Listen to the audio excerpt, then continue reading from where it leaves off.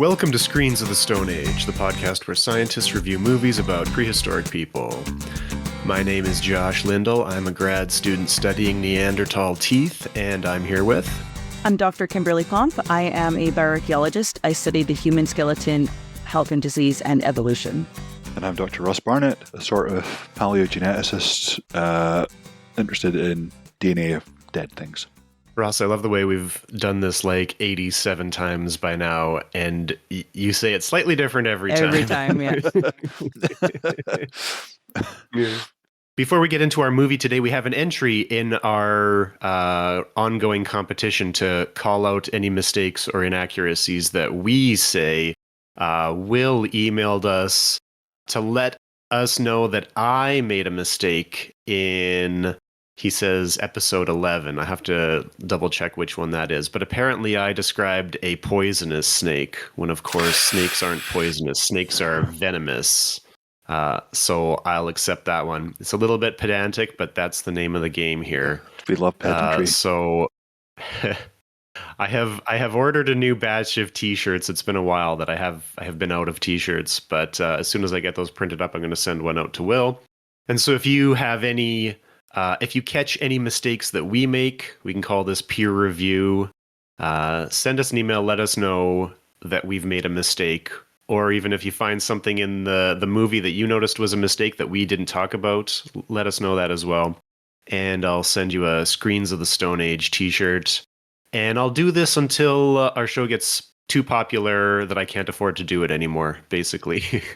I can jump in at the moment with... a sort of counter pedantry, which I've just checked out. Apparently, there are some snakes that are poisonous and venomous. So ones that... So be careful which snakes you eat. Yeah, is the answer to that. Exactly. Should we explain it? If something bites you and injects you with something that's a venom, if you eat something and you get sick, it's a poison. Yeah. Yes. But there are some that are both. So there you go. Which ones are poisonous? So, according to the Orlando Science Center, Rhabdophis keelback snakes are the ones that they talk about. They've got poison stored in their nuchal glands, which they get from the poisonous toads that they eat. So, similarly, also, garter snakes from Oregon can retain toxins in their livers from ingesting rough-skinned newts. So, there you go. But it's just the liver, so as long as you don't eat the garter snake liver. Just the garter snake liver, yeah. But the other one was the nuchal glands if you just don't eat the head. Yeah. Yep. So I don't know. We could keep escalating the pedantry. That'll be such a good podcast. Well, the movie that we're reviewing today is 65 from just last year, 2023. This was a listener request as well, so thank you, Anthony, for suggesting this movie for us. We should do what do we call it? We should do a call to action up front because we never do that. So we've got 2 emails from listeners today that we can mention. If you've been enjoying the show, send us an email, request a movie that you want us to review. You know what? Go to Apple and give us 5 stars or give us a review wherever you can review Spotify podcasts. We never ask people to do that, but it's supposed to really help to ask people to actually do that. And I feel like people can't. I'm too too Canadian. Resistant. What's the word? Where like somebody tells me to do something and I do the opposite. So I feel like if I ask you to give us 5 stars, you're not going to do that, right? But apparently that really works. So please go give us 5 stars if you like our show. Yeah, we only have 9 ratings. We haven't increased our ratings in a year, I don't think. So. Whoa. That's true, but we do have. That's only in Canada. I think we have nine ratings in Canada, but some other countries we have a rating from the US, we've got from Sweden, we've got maybe from New Zealand, we've got a few others, but you have to go through I just assumed country by country to actually see it. I see. It's worldwide. So come on, Canadians, let's get us up to 18. On the subject of pedantry, I think this only just sneaks into our kind of remit as a film, in that technically it is about a prehistoric people, as in people in prehistory. Yes. But on every other level, it does not meet our criteria, I would say. Well, As Anthony said in the email, he knows we like to do dinosaurs anyway, so whatever. I mean, this movie doesn't care enough about historical accuracy, so we don't have to either. We can be a caveman movie and do dinosaurs for this one because the movie doesn't care any more than we do. Yep. Probably less. I think the movie cares less than we do. Absolutely. I do not understand how a movie with Adam Driver and dinosaurs could have been so empty. Yeah. Well, you know what? Something that I just realized is that this movie started filming in 2020. So this is like a real pandemic movie. There's no people in it. And that's because like there's two characters that actually interact. So they're obviously keeping the actual human interaction on set down to a minimum. I don't know how much that has to do with it because I'm sure you can still write a plot with only two characters, but they didn't seem to do that for this movie. Yeah. So who wants to summarize this one? I feel like it's been a while since I've done one, so I'm happy to kind of do a blow by blow of what goes on. I'm happy with that too. Yeah. Okay, here we go. So we get some kind of very dramatic, sweeping vistas right at the beginning, like swooping through star clusters, etc., etc. And then we get told that we're on the planet Samaris, and that in the past, before mankind, not humanity, but mankind, which immediately annoyed me, there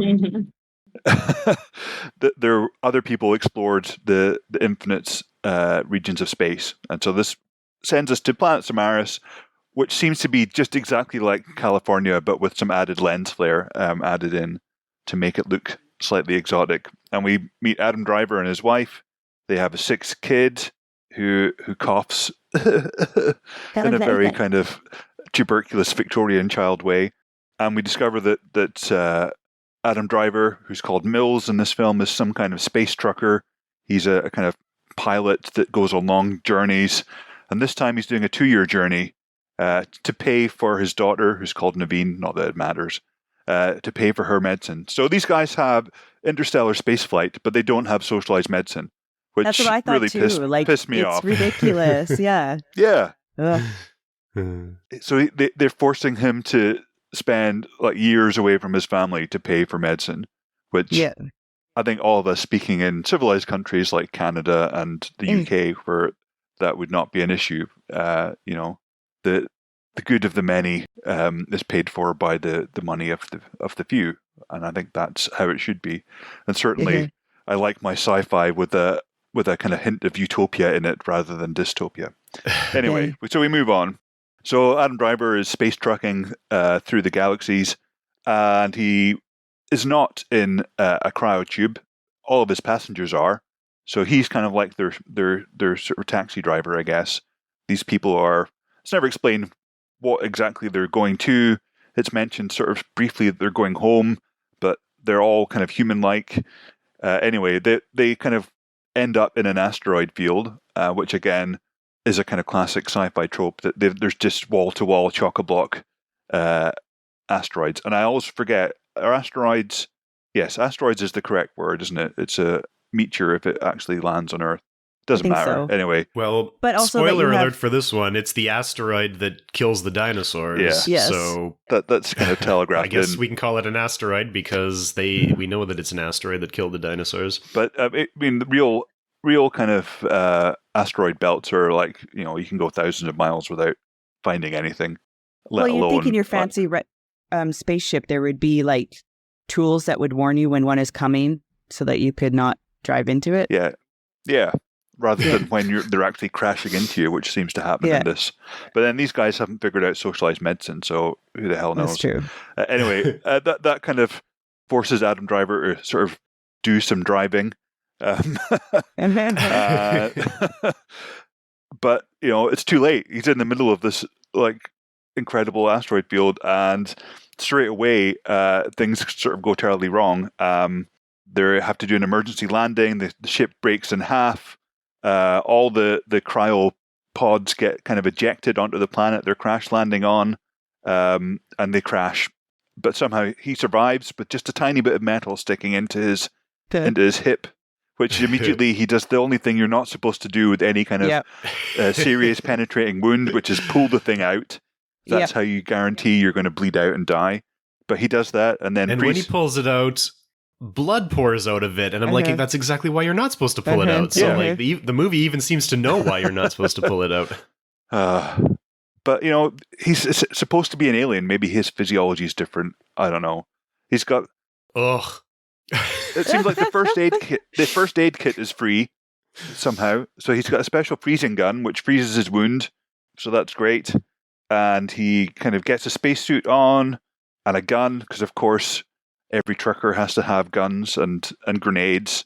This is American space that we're talking about here. So he kind of tools up, suits up, heads out into what looks like Dagobah. It's like a big swampy area with there's corpse lights in the swamp. There's weird things that look like the weird things that live on Dagobah kind of floating around. And he looks to search for the passengers who are conveniently floating dead in the swamp right beside the ship. So that's done. Some of them are dead. So that's great. But he does find, using his special scanny device, that there is at least one survivor nearby. So he goes and finds their cryopod and opens it up. And it's a young girl who's supposed to be aged about 9 or 10. But this is a Hollywood 9 or 10. So she's probably in her mid-teens, I would guess. Mm-hmm. But we realize pretty quickly while he's searching for her that this is a dinosaur planet. There are dino eggs, there's giant dinosaur bones, there's giant dinosaur Jurassic Park style footprints with nice little mud puddles inside them.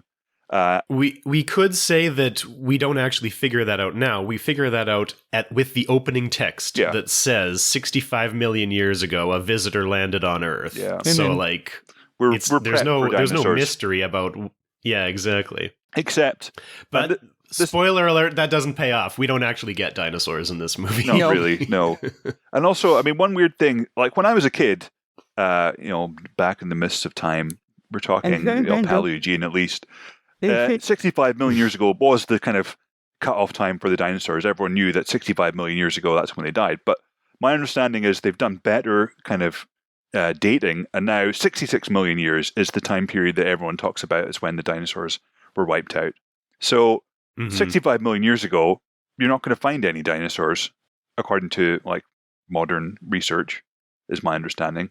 But because I guess the people that make money, I mean, 66 actually sounds like a better title than 65.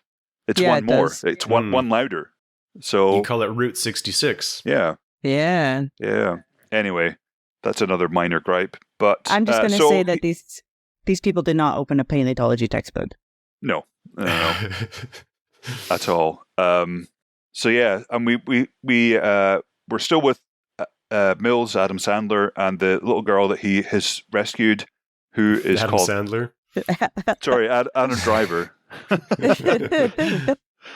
don't want to give away a T-shirt for that one. It might have been a different film entirely if it was Adam Sandler that was in it. Yeah, that's true. Yeah, so we've got Adam Driver, Mills, and the little girl who he takes back to the kind of protection of the crashed spaceship. We find out that her name is Koa, but she speaks a different language from Mills, which is actually quite unusual in sci-fi. Usually, you deal with monolithic kind of things. So a planet is entirely desert or is entirely ice, and everyone speaks one universal language. So, a few bonus points for showing that actually, as we know, cultures aren't monolithic, that you have varieties and diversity even in the future, and that long may that continue. So Koa doesn't speak the same language as Mills. They struggle to communicate. And he's also found out that there is an escape pod which has survived the crash on a mountain 15 kilometers away. And what made me laugh, I don't know about you guys, but the very much the setup was that 15 kilometers was like an impossible trip. Like 15 kilometers was like, oh my God, how on earth are these people going to manage 15 kilometers? 15 kilometers is like 2.5, 3 hours walk. When it said 15 kilometers, I was like, oh, it's so close. Yeah. And yet it takes him the whole bloody movie to get there. So yeah, that was nuts. I mean, again, that was one of the, I don't want to disparage our colonial cousins, but a very kind of American thing, the idea that 15 kilometers is some kind of obstacle. Because he's struggling to communicate with Koa, he is trying to tell her, it's very difficult to translate the idea of an escape pod to a sort of 10-year-old kid. So somehow he kind of draws in sand that they need to get to the mountain and that will help them to escape. But somehow Koa kind of gets the idea that actually the mountain is where her family is. And so Adam Driver goes along with this. He told her that, yeah. He goes along with this kind of white lie to get her to come with him. Because, I mean, it's not a huge lie. If she wants to get back to her home planet and where some of her family actually will be, then they have to get to the escape pod. It's just that her immediate family, who we sort of have to guess were in some of the other cryopods, are actually dead. But it's not going to do her any favors to have that knowledge, I don't think. Anyway, so we get, again, another kind of classic film trope that these guys are just going from one spot to another. It's just a kind of long journey interrupted by various either stupid decisions or random monster dinosaurs that come to try and get them out. We have some kind of nice sort of vignettes along the way. So while they're walking, Koa spots a baby dinosaur stuck in mud. It looks really cute. It's got big kind of dinosaur eyes. And so she goes to help it. Yeah, she goes to help it, pulls it out. And again, I thought this was, just slightly too American for me. Like, it immediately gets eaten by a pack of carnivorous dinosaurs. This sort of this kind of idea that you shouldn't help anyone because it's just survival of the pull yourself up by your bootstraps kind of thing, and this poor baby dinosaur gets just eaten. Anyway, so they're still moving on. All as Josh has mentioned, the dinosaurs are kind of they're sort of, I guess, an updated version of 1 million years BC sort of dinosaurs. They're kind of dinosaur-esque. They're ciphers for dragons. Really, they're just scaly, toothy. They don't really look like any known fossil genera. There's some pterosaurs which maybe look a bit sort of like pteranodon or tapijarids. They've got big head crests. There's sort of T-Rex-like or Troodon-like or Velociraptor-like Jurassic Park-style dinosaurs, but nothing that is particularly accurate at all. And so we get a lot of kind of viewings of the bonding between Koa and Mills. It's a kind of Ripley and Newt sort of situation, but I guess gender reversed. It's quite nice to see a kind of lead, quotes, action hero in a sort of nurturing relationship, which is not abusive or coercive or anything like that with a young child that he's trying to protect. That kind of protective role is not often seen, I guess, in sci-fi films, and it's quite nice to see. And I really like Adam Driver as an actor. I mean, he's really good, and he kind of gives across a very wholesome aura. He reminds me a lot of kind of Keanu Reeves, but with just better acting. Yes, definitely. So there's basically trying to get to the mountain to the escape pod. There's a big creepy tree that they have to find. They kind of lose Wi-Fi signal, even though they know they're heading to the mountain, which they can still see. So they climb up a tree, and then some gross bugs, climb on Mills, and he sort of shrieks and falls out of the tree and dislocates his shoulder. And then, of course, just to make things worse, some weird dinosaurs appear out of nowhere and start stalking them. And there appears to be about 1 million of these dinosaurs. Like, they just keep coming and coming. And he's sort of trying to relocate his shoulder, get his gun, and at the last second he does. I'm not sure. I've never dislocated my shoulder, thankfully, but the likelihood of being able to like pop your shoulder back in and immediately fire a gun at multiple dinosaurs seems quite unlikely. But I guess I don't think so. likeliness is not something we need to concern ourselves with in this movie. Koa runs away. She kind of gets sort of stalked by one of the surviving dinosaurs that Mills hasn't shot. She looks up at the sky and sees that the meteor, the asteroid, is kind of right next to the moon. It's kind of fiery and flamey, and it's coming right for them. We get some weird kind of flashbacks, and this isn't really foreshadowed at all, I think. But Mills kind of has a kind of flashback or a imaginary sort of dream about his daughter Naveen dying, and so I think that that's supposed to really happen. That while he's been away, she's died. How he would know that, I don't know. It's just really kind of unclear. I think but I guess they were getting like mail. I took it that they were getting like video mail. Okay, space mail, like in other sci-fi space mail. Yeah. Right. Okay, so at the beginning of the film, Naveen, his daughter, was ill, and he had to go on this big long space trip to pay for her for treatment. But it seems that while he's been away, she has died. And so I guess what this does is, provide him more, what? Fatherly instinct to keep her alive. Yeah, or kind of. I'm sort of struggling to find the word. More pathos or more kind of stock in the situation he finds himself in. But it's not really necessary. That you hope that at least that a guy with a gun and grenades and some training would just naturally look after the only survivors of, especially if like they're young and unarmed child. Of course they would do that. They don't need to be kind of reminded of their poor dead daughter. Anyway, so they're still heading off. They find a cave to sort of shelter in for the night because this 15-kilometer journey is taking them multiple days, it seems. He sets up like some kind of perimeter alert with his high-tech BP kind of radio-sized things, and they go to sleep. But he's not a very good guard, so like this thing's beeping away madly to say that they've got intruders. And also, Koa has managed to have a bug crawl inside her mouth and choke her to death. Oh, I didn't get that. Was horrible. I don't know what the hell was going on there. I don't know how he knew what to look for and how to deal with it. Yeah. Right? Like she was foaming out of the mouth, right? Yeah. So yeah. And he opens her mouth, and there's like a bug looking out at him, like a Scythomoa. I think that's the type of parasitic amphipod that kind of goes into fishes' mouths and then eats their tongue and then acts as the fish's tongue. They're really cool. I would check them out. But yeah, so somehow he, like Kim says, he knows exactly what to do. He opens her mouth, he finds a special bug gun or something and kind of blows it up in her mouth, and then she pukes everything out. So that's great, I guess.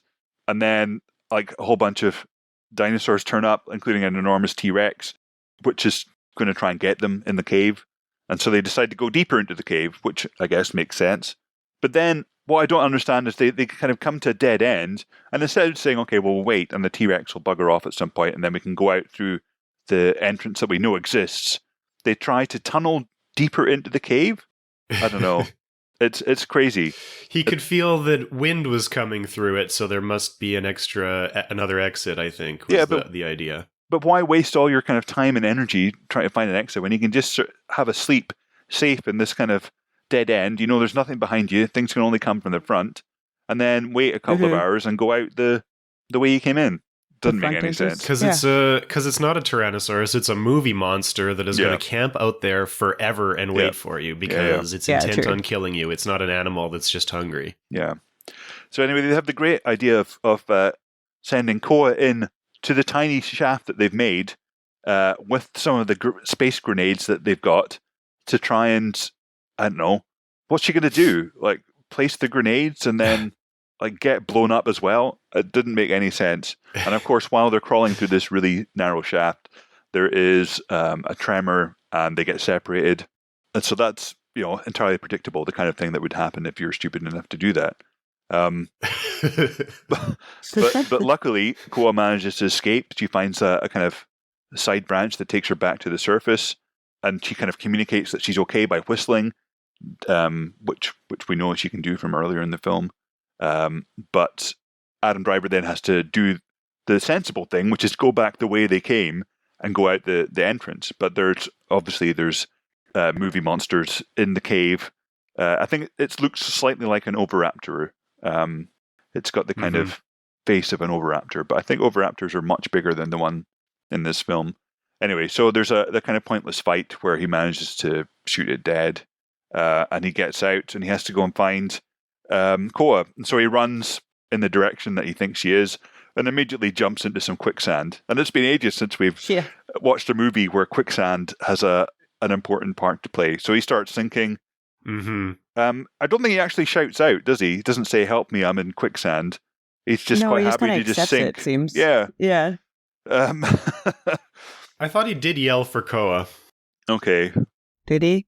It was probably with all the muster that they put into everything else in this film. So it was like, Yeah. But he's, apart from being in quicksand, he's also, on his own. And Koa's being hunted by a small dinosaur, which she then traps in a log and blows up. And then she comes back and uses a branch. Somehow she knows that that Mills is underneath the quicksand and manages to poke a stick into exactly where he is. And he pulls himself out, which is great. And then we get a kind of supposed to be an uptick in the tensions level when his little kind of annoying computer scanner thing says, "Catastrophic asteroid detected. Collision imminent in 12 hours." Okay. These guys aren't even at the bloody mountain yet. It's taken them like a day to go, God knows, like maybe 5 kilometers or something. And it's not like, it's not impenetrable rainforest or something like that. It's just a fairly open forest. And they're heading to a mountain. Anyway, they get to the escape pod. They climb up using a rope. And it's fine. The distress signal that had been sent when they crashed has been received. And they've been given a rendezvous point. Koa sort of looks around while Mills is sort of setting up the escape pod. And sees that the cryo tubes are broken and that therefore her parents are dead. So she's sad about this, but she gets over it pretty quick. And at this point in the film, I don't know why it was reminded. I was kind of thought of this, but I've written down there's not a Bechdel pass in this film, despite there only being 4 characters, 3 of which are women. At no point do any 2 of the women get any kind of conversations together. Which is pretty crazy. Anyway, so they're kind of in the escape pod, but the fragments of the meteor are starting to hit, and of course one of them or several of them hit the pod and send it kind of crashing down the mountain until it lands upside down. And of course there's dinosaurs outside waiting for them, which decide to attack them because that's how the plot moves in this film. But there's nothing they can do. They can't launch because they're upside down, and despite all their space age technology, they can't dig upwards, as it were. They can't kind of go from being upside down to launching. So Mills gets out. He kind of distracts the T-Rexes. I don't know what his plan is here, since it's still the escape pod's upside down. But for reasons, the T-Rex attacks the pod and turns it the right way up. That's lucky. And Mills kind of motions to Koa that she should just launch and leave him here, while he kind of distracts the Rexes and sort of leads them away. And then he leads it to the geysers, which we'd seen earlier in the film, these kind of boiling water things. And it kind of gets blasted with boiling water, but doesn't die. It's coming after him. It's going to eat him. And then Koa comes out of nowhere and stabs him with a spear, which he'd made earlier in the film from a Triceratops horn that she'd covered in poison. And that kind of saves Mills. The T-Rex gets kind of scalded with some more boiling water, and this time it actually gets killed. They go back to their ship. They press launch, and because they're the right way up this time, it does escape. And the asteroid hits the planet just as they leave the atmosphere. And they hold hands as they travel back into space to their rendezvous point. So, and that's it. Basically, it's them crashing, wandering through, getting attacked by dinosaurs, and then escaping. The end. And it was so boring, and I don't understand how. And I don't understand why did it have to be Earth 65 million years ago if you're not even going to use real dinosaurs and make it accurate, right? Yeah. Just have it be some alien planet with weird creatures, and you can do whatever you wanted. Yeah. Dinosaurs are cool. And then just do real dinosaurs. They're cool enough. Yeah. But, if, like you say, if they did it on a different planet, then they wouldn't have to, we wouldn't have any idea of what the alien creatures were going to do. They'd just be monsters, yeah. They'd just be monsters. Whereas with dinosaurs, we kind of, it's a dinosaur. Yeah. Oh. That really is the part that I just don't get about this, because if you make your movie set 65 million years ago, it's clear right from the start, we're expecting dinosaurs. Yes. And then, like, you make these really weird, like, this whole movie felt like a 1970s dinosaur movie. Like the ones we've seen, you know, where they have an iguana playing a dinosaur because who cares? It's some sort of scaly lizard, right? And it's like, I don't understand how this movie gets made in 2023. I don't know. We know what dinosaurs look like, right? So, like, this movie is clearly not for people who care about dinosaurs. So, yeah, why set it on Earth 65 million years ago? Why not make it like Avatar? Set it on some alien planet. You can make your creatures look like whatever you want. The aliens on Avatar were all pretty cool. Some of them were vaguely dinosaur-like.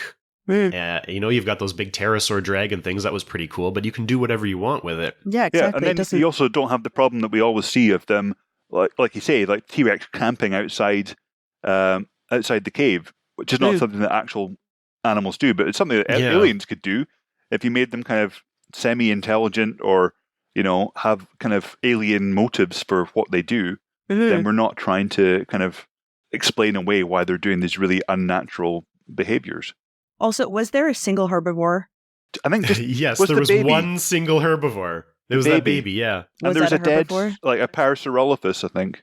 There was a dead Parasaurolophus, yeah. But yeah, literally one single live herbivore. So there are at least a half a dozen different predators that are all intent on killing our main characters. Probably because there's no herbivores. Ecosystem to support them. Yeah. That's why they're so desperate to eat these. So hungry.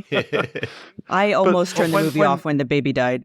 I was like, no. Yeah, I don't blame you. I don't blame you. Yeah, you're right. It was boring, but I didn't bump up to 1.5 times. I was always hoping that, you know, Adam Driver would sort of do something interesting, which he sort of did acting wise, but plot wise, nothing. And yeah, like when he falls out of the tree and dislocates his shoulder, there's like dozens of these weird kind of creepy carnivore dinosaurs, and they just keep coming and coming. And yeah, some kind of weird inverted food pyramid where you've just got millions of carnivores and these two people. So did either of you do any research to find out what these dinosaurs are supposed to be or what they're supposed to be based on? I looked on Wikipedia, and or did you assume that they were just made up? On Wikipedia, it says like Tyrannosaur and Oviraptor and all that stuff, but I don't know. None of it looked like actual dinosaurs, so. Yeah, I just looked on IMDb and got the same kind of answers.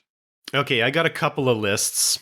Like when we did the Ice Age 2 episode, neither of them seem to be completely accurate to me, so maybe we can go through. But there is a little more logic than you might expect, because there's a couple of dinosaurs that show up here where I just wrote, what the fuck is that dinosaur? Because they look like insane monsters. Yeah.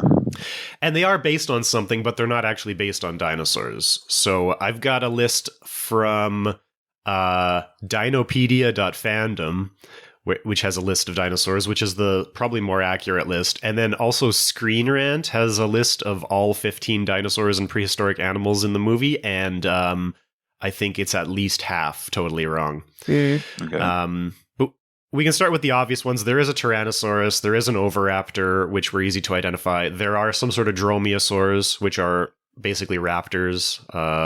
They're small, so they could be like a Velociraptor. That was kind of nice that they're more accurately sized than Jurassic Park, where the Velociraptors are way too big.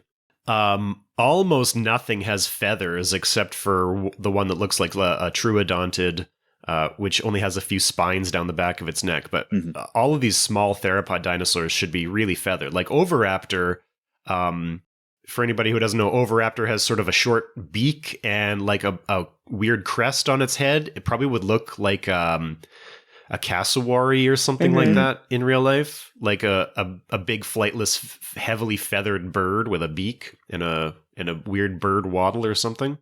Yeah, and claws. It was like, yeah, but they do this thing with these dinosaurs, which in paleo reconstructions they call it shrink wrapping, where you take the skeleton and wrap skin around it really tightly, without accounting for muscle or fat. And so it makes them look like weird, creepy alien monsters, but it doesn't make them look like real living things on Earth. So we have like a shrink-wrapped, naked, featherless oviraptor, which really would look nothing like a real oviraptor. But what else do we have on this list here? Kate, this thing is confusing me because both of these lists say that there's a woolly mammoth. What? But only a skeleton in the acid swamp, in the acid geysers. And I paused that scene. I didn't see anything at all. I saw woolly mammoths at the end. So there's like a little montage at the end where you see the geyser field where the dinosaur died at the end, which kind of becomes fossilized, and then you kind of get an ice age, and there's a couple of mammoths. As time goes by, right? Yeah. And there's a couple of woolly mammoths kind of roaming around there. Yeah. So on Dinopedia, it says woolly mammoth. It says it's a cameo, so that's what it's identifying. I think I must have missed that. On the Screen Rant page, it says that there are remains of a woolly mammoth in the swamp, in the acid swamp, and it shows a picture of what was clearly a Tyrannosaurus skeleton. And so I think that this Screen Rant page is maybe based on the Dinopedia page and totally misunderstanding everything, because that's definitely a Tyrannosaurus skeleton and not. I think it has seen the ribs and misinterpreted them as woolly mammoth tusks. Possible. So I'm gonna definitely not trust this this Screen Rant section. Okay, one of the things with that Tyrannosaurus skeleton, though, the first thing he picks up is a big claw, and then it pans over to the huge Tyrannosaurus skeleton, but that's definitely not a Tyrannosaurus claw. That's a big raptor toe claw, which I think is identifiable from Jurassic Park, because that claw features so prominently in Jurassic Park, but it's like it's a Tyrannosaurus-sized velociraptor toe claw that he picks up. Well, I mean, T-Rex has lots of claws apart from, its feet. It also has 2 little finger claws. I didn't. But they're thick, right? Yeah. I don't know. I think they're like trying more like dog claws than cat claws. Yeah. What else maybe I'll look up what a Tyrannosaurus finger claw looks like and see if we can post that in the show notes, because I feel like that was a very obvious dromaeosaur toe claw. Okay, now there's some animals in this that are clearly not dinosaurs, and in fact, they are based on Triassic archosaurs, and so that explains a little bit. So we have those first predators that we see that are extremely gangly and creepy looking, and they have like back legs that are about twice as long as their front legs, and they're like, their back seems to arch downward so that they're like they're like a skinny, snaky thing with their stomach dragging with their hips way up in the air because their back legs are too long. That is based on, let me scroll through my tabs here. That is probably based on a Lagosuchus, which is, it describes it as an archosaur, a small archosaur resembling a crocodilian. It doesn't look like a crocodile at all, because it does have very long back legs, except that in the reconstructions that I can see of it, it has a more natural posture where the back curves upwards like most animals would. And, its back legs are very long, but they're sort of bent in the way that you would walk with a bent knee, so that it's not sticking its butt way up in the air and like dragging its shoulders on the ground the way they are in this movie. It feels like they've taken Triassic archosaurs and then reconstructed them like those like early 2000s Japanese style horror movies where they have the people walking along the floor in weird creepy postures. It feels like they're doing this to these dinosaurs. And you could see where they got their inspiration from. But again, you already set the date at 65 million years, so you can't do that. And then also, just make them accurate. They were cool on their own. You don't need to make them creepy skeleton, weird swamp monster thingies. Yeah. We really do need a real dinosaur movie from the present day. Like Jurassic Park was great for its time, but what we really need are terrifying birds. Like we need velociraptors that are covered in feathers, because people are like, oh, birds aren't scary, but like that's obviously not true. We've talked before about how you've got eagles. I told you I was been trying to make friends with the crows in my yard. Not going so well because they've sort of dispersed, but yesterday I watched a crow fly out of my yard carrying something bright yellow. And when I went out into the yard, I found a pair of bright yellow songbird wings lying on my sidewalk. So, Oh, no. I mean, birds are terrifying if you think about it at the scale, right? Like if a crow was the size of a dromaeosaur, that's a terrifying thing to think about. Yeah. Ross, at the end, you talked about the Tyrannosaurus attacking them, and there was a Tyrannosaurus, but there was the actual last one was not a Tyrannosaurus because it was quadrupedal. That's right. I don't know where that transition happened. This is one of the things is that all the animals are constructed gray and scaly and bland, and it was really hard to tell them apart sometimes. So it looked like a Tyrannosaurus head, and it was the size of a Tyrannosaurus, but it had thick front legs and it walked on all fours. And that it had the 3 toes like a Tyrannosaur. Yeah. Right?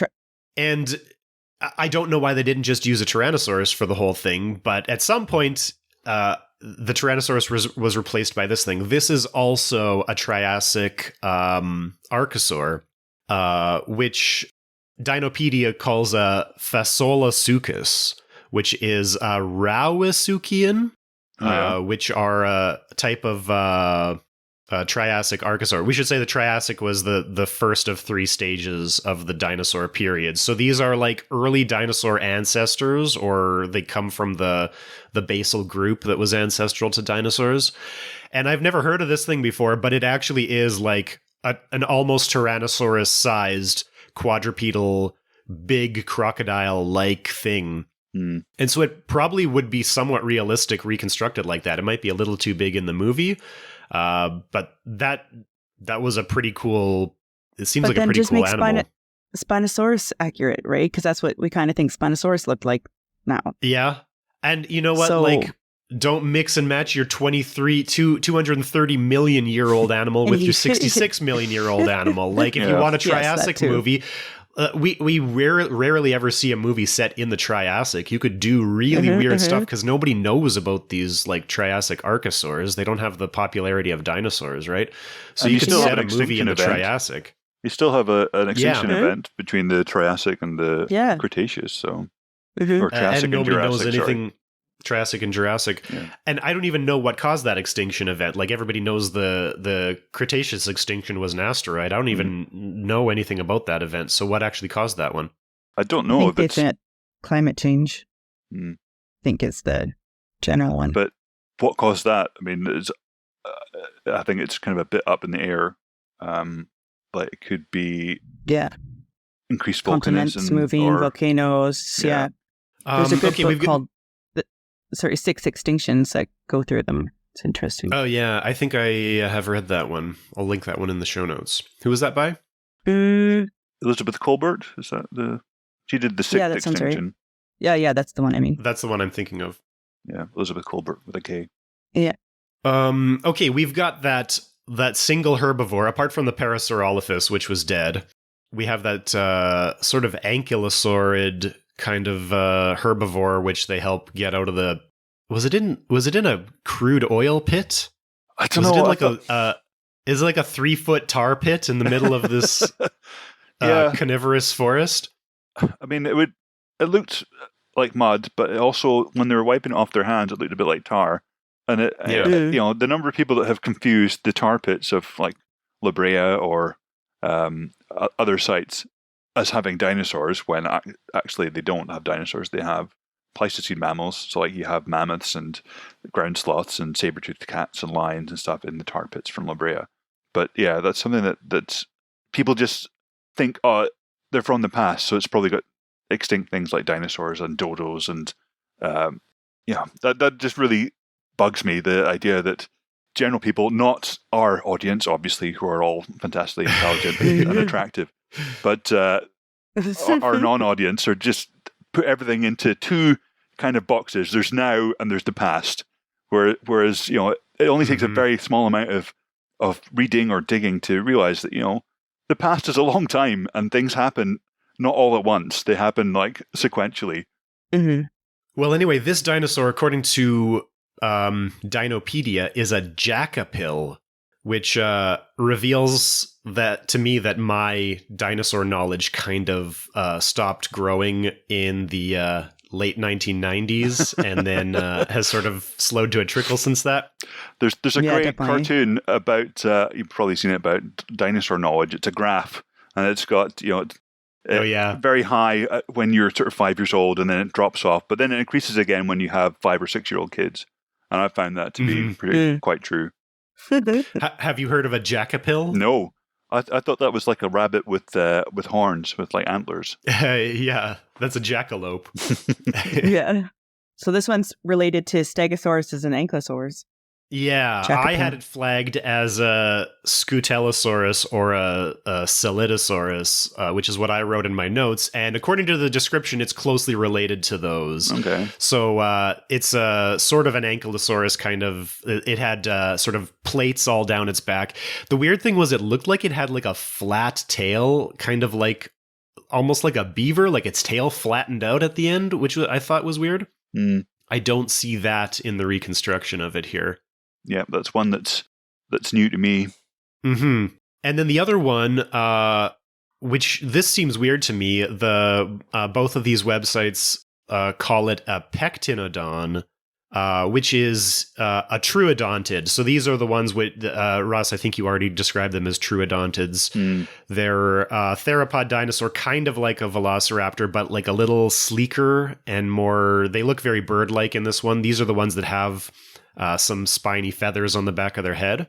And they don't have the sickle. They don't have the sickle claw that or do they have a sickle claw like the dromaeosaurs have? Well, truodontids in real life did have a sickle claw. I don't know if they did in the movie. I didn't notice. I didn't notice. But these, both of these lists call it a pectinodon, which is strange to me because out of all the truodontids, pectinodon is only known from teeth.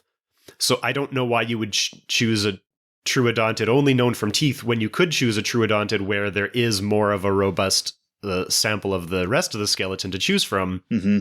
But what does it matter if you're not going to do it accurately anyways? Yeah. Unless there's like a close-up of the teeth and you go, oh yeah, that's definitely pectinodon.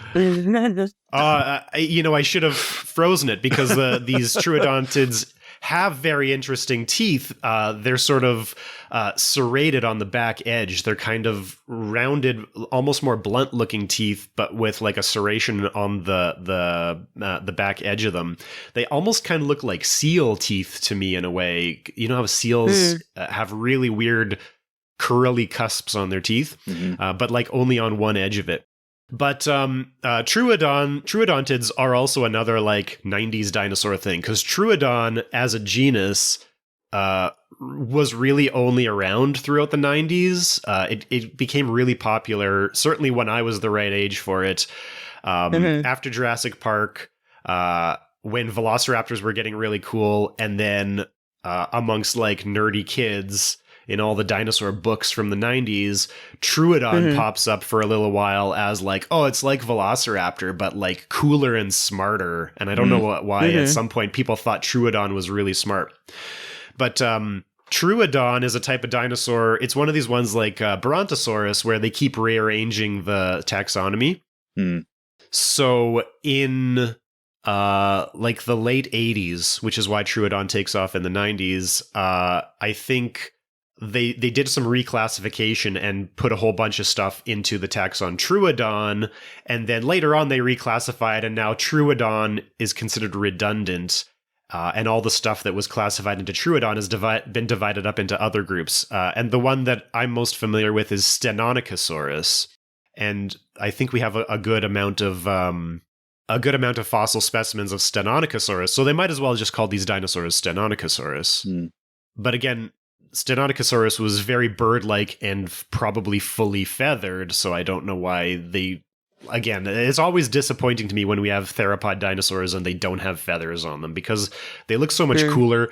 We know that from some of the feathers that we have preserved that they had like patterns in them, like birds do today, so you could make them look really cool and distinct, instead of just having all of your dinosaurs gray and slimy and indistinguishable from one another.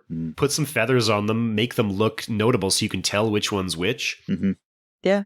And talking of, kind of received wisdom and things that are bigger than 90s. I thought it was quite good that they didn't make T-Rex this kind of stop. It can't see you if you can't move, if you don't move sort of thing, which almost every post-Jurassic Park movie has done to T-Rex, done it dirty. Yeah. And when there's absolutely no evidence for the idea that T-Rex would have been would have found you invisible if you didn't move. I think are we done talking about the dinosaurs, or is there still more? No. Is there anything else to talk about other than dinosaurs in this movie? Well, I was just going to point out, like, the main issue in terms of, like, incorrectness. Here's lots of incorrectness, but again, this idea that 65 million years ago in a different galaxy on a planet, there was creatures essentially human, right? Yes, so again, it seems like there's this idea that, yeah, like, again, it's this idea that everything leads to humans. Humans will always evolve. Like, that's always going to be the pinnacle. Yeah. It's just so unimaginative. Yeah. Yeah. It would have been just make it Earth humans traveling, make it 3065, and they've traveled to a planet with dinosaur-like animals and make them as weird as you want, and just do that movie. Or time travelers. A time travel. Yeah. Or time travelers, yeah. But then make the dinosaurs accurate. Mm-hmm. Well, yeah, like, and that's really what the problem with this movie is that the entire premise is humans fighting dinosaurs, that's a great premise because that's the movie I want to see. But it's hard to get the humans there. So they're like, time travel? Nah, time travel's overdone. We have to explain how the time travel works. People are going to be disappointed if it's just timey-wimey stuff. They go through a black hole accidentally and they ended up like, I could see that being bad, right? So like, what do? Oh, they're just Star Trek humans that are just like Star Trek aliens that are just identical to humans, no explanation. Fine. It's worse. It's worse than a black hole time travel, but whatever. And then what do the dinosaurs look like? Oh, let's throw away the facts and make them just scary alien monsters. And like, okay, so great. You've got a story where an ancient alien discovers other ancient aliens and fights ancient aliens, but like, now you need a plot, right? So like, it's like the entire movie is premised on a human fights dinosaurs, but neither of those things are true, and there's no plot. So like, I just... And there's also no character development. Like, you never really care that much, right? Like, his daughter is sick, and like, it is sad, but you don't... I don't know. It was just hollow. Mm-hmm. And normally Adam Driver can get me, right? Like, he's good. He makes you laugh. He makes you cry. Yeah, it's not Adam Driver's fault. No, it's not. He is blameless. But like, you've written a script so bad. Or the other actor either. She was also good. The acting is fine. It's the writing for sure. You're only working with what you got, right? It's just there's nothing there. There's no character arc in this, right? He doesn't go through any growth. The dinosaur part wasn't fun enough to make up for that. Like, if it was a garbage story, but the dinosaur scenes were really cool, okay, fine. Yeah. But yeah, and like that really is it. The entire premise is humans fight dinosaurs, and so they don't have a plot because they're just counting on us caring about these dinosaurs, but the dinosaurs are not real dinosaurs, and the ecosystem doesn't make any sense, and they don't behave like animals like we always see with predators. They're just killing monsters. Yeah. This would be a great film for one of the... Have you ever watched the YouTube pitch meeting videos? Yes. Ryan George, yeah. No, it wouldn't be difficult for us to find a way to get humans and dinosaurs together. No, it'd be super easy, barely an inconvenience.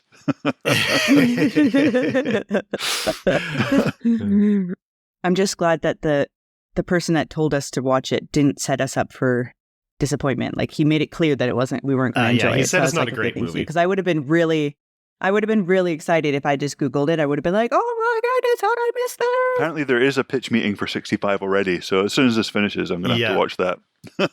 I was looking it up as well. I'll link that in the show notes. Be interesting to see how we compare in terms of what we picked up on. Pitch Meeting, by the way, is created by Screen Rant, which is the same website where I've got this list, which is terribly inaccurate. On the same note as this idea that aliens on another planet are going to evolve to be like humans, and relating that back to Troodon, in the 90s there was this famous reconstruction of a speculative evolution of if dinosaurs hadn't died out, what would they evolve to look like today? And the reconstruction shows them evolving to be this dinosauroid, which is like a reptile human. Are you guys familiar with this reconstruction? Yeah, there's a really great series of articles.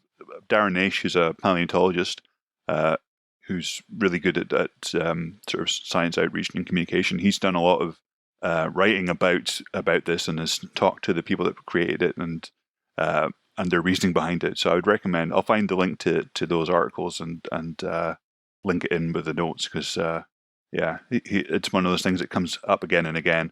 And what do they have a logical reasoning? Because to me, this is just nonsense, right?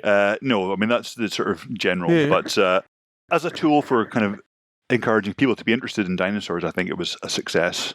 But yeah, it's one of those things that has kind of seeped into the popular consciousness and stuck there.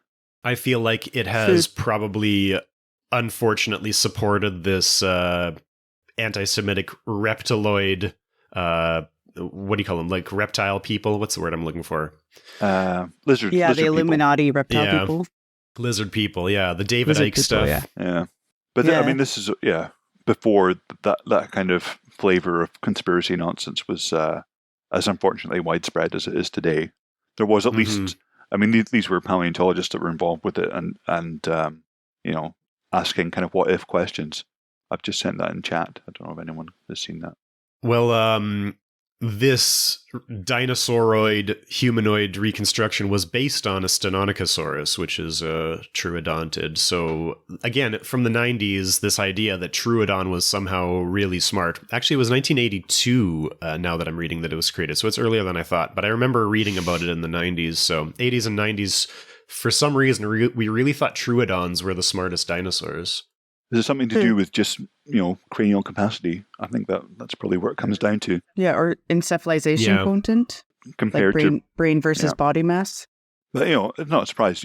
Crows are incredibly smart, and parrots and all these other surviving dinosaurs. So, why some dinosaurs couldn't have been smart enough to do some interesting things. Yeah. So here's one little thing. He gets stuck in quicksand and then slowly sinks down over his head. Quicksand is one of these tropes that used to be in movies and isn't really anymore, which is another one of these things that makes this movie feel like it was written 50 years ago. It feels like this is a 1970s movie filmed in 2023. But I thought that we have established, because Mythbusters did an episode on this, you don't actually sink over your head in quicksand because quicksand is made of water and like clay or sand or whatever that is more dense than the human body. So you're going to sink down until you reach sort of equivalent buoyancy, which is going to have your head above at least, and you're going to be stuck there, but you don't actually die from drowning in quicksand because you just get stuck in it and can't get out, and you end up dying of exposure. So the fact that he sinks below his head... That's worse, maybe. Well, it's worse, yeah. That's worse. What's going to happen is he gets stuck there, and then his top half gets slowly eaten off by small dinosaurs that because he can't get away from them, right? So it's worse, but in the movie, he sinks below his head, and that doesn't happen. They tested this on Mythbusters, where they made quicksand by mixing sand and water, and Adam Savage got into it, and basically he sunk down to about his waist or his chest, and then the buoyancy equaled out. And it was hard to pull him out of it, but he couldn't. But he wouldn't sink below his head because the sand and water is more dense than his body. But that's why they say we want to keep your hands up, right, so that you can fight off the dinosaurs. But I have to remember that Adam Driver jumped over a log into the quicksand. So in Adam Savage and Mythbusters, did he just walk into the quicksand? Would there be an effect like when you jump into water, you go underneath and then you pop back up? Would this be something that could have happened with the quicksand? Because he jumps over a log into it. Yeah, but he didn't jump in and sink below right away. He jumped in and went to his waist and then slowly went down after that. So, but I guess if you did jump in and sunk below, the buoyancy would still pull you up eventually. Maybe After slow you enough drown. to drown you, Yeah. but yeah. Another thing is that they have very unluckily crash landed on this planet the exact day of the meteor strike that killed the dinosaurs. In the exact spot, pretty much. in the exact spot, which is Oregon. We know that the meteor struck in Oregon, right? No. What? It was in Mexico. Oh, it was in Mexico, so it wasn't beneath snowy mountains, is what you're telling me? No. Yes. Yeah. It's also why, but it explains why there's no archaeology of their spaceship. True. Yeah. I guess that is true. I guess it would be Not that you'd paleontology. expect any anyway, if it's just sort of metal and plastic, it'll have been well Yeah. metamorphized. Well, that's all my notes. Does anybody have anything else to say about this one? No. That's No. all my notes as well. I'm glad I didn't go see it in the theater. Mhm. That would have been just, a waste of money and time. Oh, I was going to say, did it come out in the theater? But it didn't come out till 2023. I was thinking of it as a pandemic thing, but yeah, it only came out last year. It did have a few posters around, but I think its rating on IMDb kind of reflects how not good it is. Yeah. Yeah, I really don't know who it's supposed to be for. Like, if you're making a dinosaur movie that's the opening text tells you it's on Earth 65 million years ago, like, Have some you want dinosaurs. dinosaurs. Yeah. Yeah, make them real dinosaurs. Yeah. We really need That's a what we real are all dinosaur there movie for. with feathered dinosaurs. Yeah. Yep. And not all dinosaurs being the villains. Yeah. Right? Some friendly dinosaurs. That's what we need. Yeah. Well, not friendly, because we talk about that a lot. Yeah, true. Herbivorous dinosaurs, but possibly they're more dangerous than the predators, right? Yeah. Although at the same time as well, we have to talk about kind of ecological naivety in that there are still places where large herbivores or largish herbivorous creatures are not scared of people and will interact peacefully with them, like penguins or giant tortoises or things like that. Mm-hmm. Mm-hmm. But if you have predatory dinosaurs mixed in with your big herbivores, then they're probably tuned into threats from other animals. Yeah, but whether they Sure. recognize you as that same class of threat, I mean, this is, we can get into interesting discussions about kind of Pleistocene overkill and whether, like a ground sloth, which is used to maybe being attacked by a saber-tooth or a lion or something similar, would recognize a bipedal human as a threat, because it's totally different from any kind of threat it's faced before. Could we interpret that from like the morphology of the animal, like a sloth maybe is not going to interpret a human as a threat, but maybe a triceratops, which obviously is designed for defense, is going to be more like a moose or a wild cattle, which is just naturally aggressive to basically everybody, right? Yeah. Mm. Yeah, I mean, it depends kind of what the kind of evolutionary pressures have been, I guess. Well, what do we say in the end? This is not a You dinosaur want a movie movie. to fall asleep to. Yeah. Yeah, not great, not terrible. But yeah, it's not really what it's false advertising. It kind of claims to be something that it isn't. Yeah. A movie? Entertaining a movie? Yeah. We watch lots of things that have falsely claimed to be entertaining.